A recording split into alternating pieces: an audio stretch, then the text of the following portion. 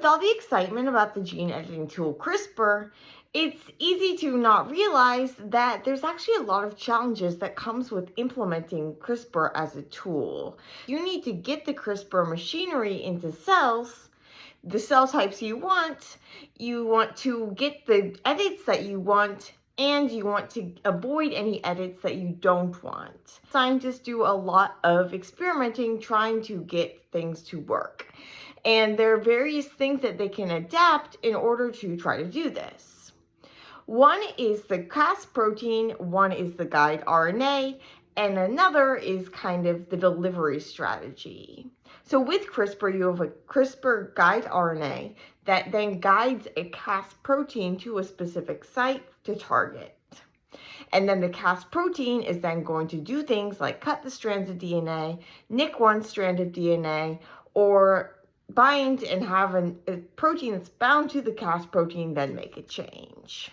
You need to get it to the site that you want, and not just the guide RNA that matters. There actually needs to be this short sequence called a PAM next to the sequence that you want to actually edit. This PAM serves as an initial binding site for the Cas protein, so when it's searching through the DNA, it can do it more quickly, find a PAM, bind, kind of like unwind a little, and then search for that sequence for the guide RNA to bind. So you need there to be a PAM next to the sequence that you want.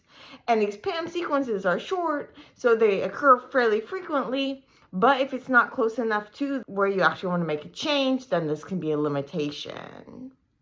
The PAM sequence is specific for the Cas protein, and so different Cas proteins can then be used in order to target different PAMs. And so scientists can either alter the existing Cas protein, or they can actually look for other Cas proteins from other bacteria. In order to limit the off-target effects, then you can do things like using nickases and things like this to try to get some better specificity.